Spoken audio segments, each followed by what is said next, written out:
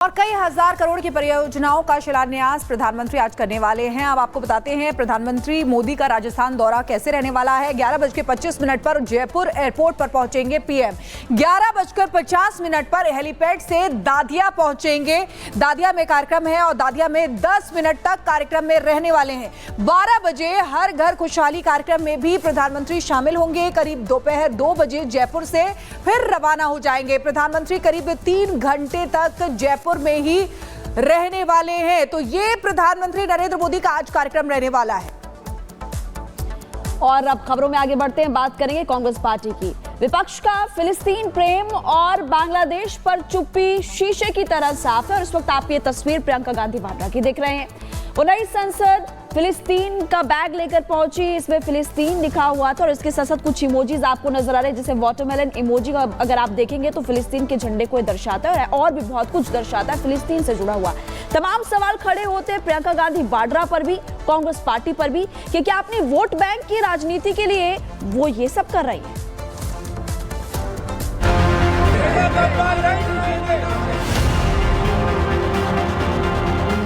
फिलिस्तीन के लिए कांग्रेस काफी वक्त से हल्ला कर रही है, लेकिन बांग्लादेश पर क्या वही अंदाज दिखा?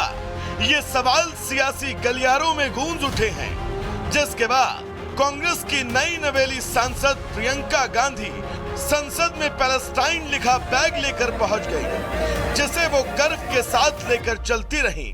लेकिन बांग्लादेशी अल्पसंख्यकों के लिए जब कांग्रेस ने प्रदर्शन किया तो वो बस खड़ी रही। क्या कांग्रेस ने तय कर लिया है कि मुस्लिम वोट बैंक के लिए फिलिस्तीन का मुद्दा जिंदा रखना होगा? लेकिन तभी बात बांग्लादेश की होने लगती है तो वो चुपके चुपके ही सही सरकार को घेर कर रस्म अदायगी कर देते हैं। इससे बीजेपी भड़क गई। बीजेपी नेता राधिका खेड़ा ने कहा कि ये वही कांग्रेस है जो बांग्लादेशी मुसलमानों को वोट बैंक बनाती है और हिंदुओं को शरणार्थी बना देती है। बीजेपी ने प्रियंका के बैग को हिंदू विरोधी एजेंडा लटकाने का प्रतीक बताया। ये ओवैसुद्दीन ओवैसी की बहन आ गई है, मुझे लगता है। कोई फिलिस्तीन जिंदाबाद के नारे लगाता है और कोई फिलिस्तीन के समर्थन में बैग लेके आता है। मुझे लगता है कि तुष्टीकरण की पराकाष्ठा है जो देश की जनता कभी बर्दाश्त नहीं करेगी। तो ये जो इस्लामिक ब्रदरहुड वाला मामला है, ये दर्शाता है कि प्रियंका वाड्रा या कांग्रेस पार्टी उस इस्लामिक ब्रदरहुड का हिस्सा हो गई है। आज पाकिस्तान समर्थन कर रहा है, कल और भी देश इसको समर्थन करेंगे। मैं एक बैग उनको भेजता हूँ, मैं चाहूंगा वो बैग कैरी करें, जिस पे लिखा रहेगा CAA।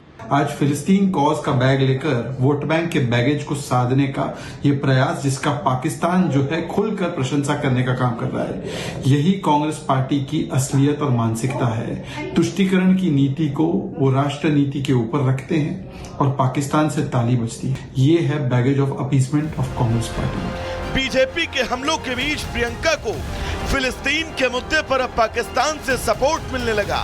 इमरान खान की पार्टी PTI के नेता फवाद चौधरी ने फिलिस्तीन लिखा बैग संसद में लाने पर प्रियंका की तारीफ की और पाकिस्तानी नेताओं के लिए कहा कि यहाँ किसी ने ऐसी हिम्मत नहीं दिखाई। ये सब होने के बाद प्रियंका फिलिस्तीन के मुद्दे पर बैकफुट पर आ गई, क्योंकि जब मीडिया ने प्रियंका से फिलिस्तीन लिखे बैग पर सवाल पूछा तो वो बांग्लादेशी हिंदुओं की बात करने लगी। जो अत्याचार हो रहा है माइनॉरिटीज पे, जो बांग्लादेश के हिंदू हैं, बांग्लादेश के ईसाई हैं, उसके बारे में कुछ करें, बात करें बांग्लादेश की सरकार के साथ, अत्याचार बंद कराएं। और ये मुस्लिम वोट बैंक प्रियंका के लिए वायनाड में जरूरी है तो देश भर में कांग्रेस के लिए क्या? इसीलिए वो बांग्लादेशी हिंदुओं पर जोर शोर से बात करने की बजाय फिलिस्तीन का मुद्दा उछाल रही हैं, ताकि हिंदुओं की बात करने से मुस्लिम वोट बैंक नाराज न हो जाएं। Bureau report, Republic Bharat.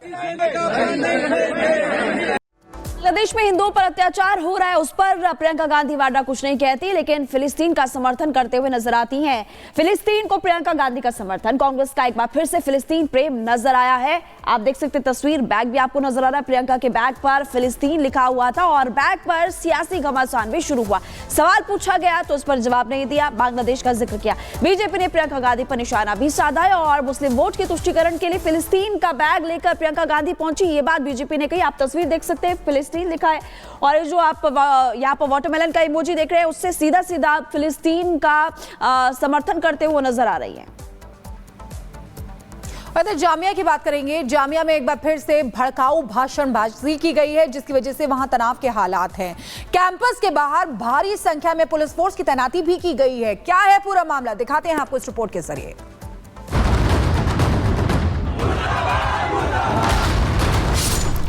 JNU के बाद जामिया में बवाल, भड़काऊ नारे से उठा भूचाल, प्रदर्शन सिर्फ बहाना, पुलिस प्रशासन पर सीधा निशाना। ये दो तस्वीरें देश की सबसे प्रतिष्ठित संस्थानों में शुमार यूनिवर्सिटी की हैं। पहली तस्वीर आज से ठीक 5 दिन पहले की 12 दिसंबर, जब महज एक फिल्म की स्क्रीनिंग करना कुछ लोगों को इतना नागवार गुजरा कि उन्होंने फिल्म देख रहे छात्रों पर पत्थरबाजी शुरू कर दी। तो वहीं दूसरी तस्वीर बीते दिन की है, जहां विरोध प्रदर्शन के नाम पर न सिर्फ पुलिस प्रशासन के खिलाफ आपत्तिजनक नारे लगाए गए, बल्कि इन लोगों ने विश्वविद्यालय के वीसी को भी नहीं बख्शा और उनके खिलाफ भी भड़काऊ बयानबाजी कर डाली। दरअसल आज से 5 साल पहले जब सरकार ने सीएए को लागू किया था, तो जामिया मिलिया के छात्रों के एक गुट ने इसका विरोध किया। इस विरोध प्रदर्शन को 5 साल पूरे हो गए। इसी को देखते हुए यूनिवर्सिटी में सक्रिय लेफ्टिस्ट आइडियोलॉजी वाले छात्र संगठनों ने इसे विशेष तरीके से याद करने की योजना बनाई थी। लेकिन विरोध प्रदर्शन देखते ही देखते नफरती चिंगारी में तब्दील हो गया और प्रदर्शन में शामिल लोगों ने जामिया के वीसी के खिलाफ नारेबाजी शुरू कर दी। मुर्दाबाद के नारे लगने लगे।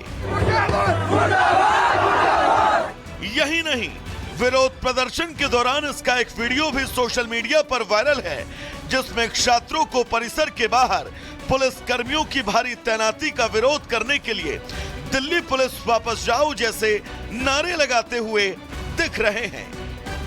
छात्रों ने दावा किया कि परिसर में प्रवेश और निकास प्रतिबंधित था, अंदर रहने वालों को बाहर जाने की अनुमति नहीं थी और अन्य को प्रवेश करने से रोक दिया गया था।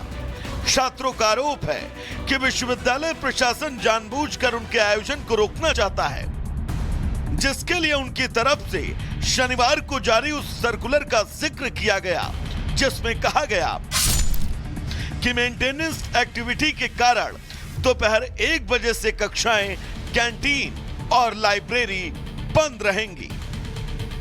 छात्रों के एक वर्ग ने नोटिस के समय पर सवाल उठाए। छात्रों ने कहा कि विश्वविद्यालय प्रशासन की तरफ से परीक्षाओं के नजदीक आने पर इस तरह का नोटिस जारी करना कहीं से समझ नहीं आया। प्रशासन की तरफ से शांतिपूर्ण विरोध प्रदर्शन को दबाने का प्रयास किया गया। भले ही इस विवाद में छात्रों और कुलपति के बीच पुराने समय से जारी शीत युद्ध वजह हो, लेकिन यहाँ सवाल विरोध के तरीके और भड़काऊ नारे का है। आखिर शिक्षा के मंदिर में मजहबी नारेबाजी की इजाजत छात्रों को कैसे दी जा सकती है?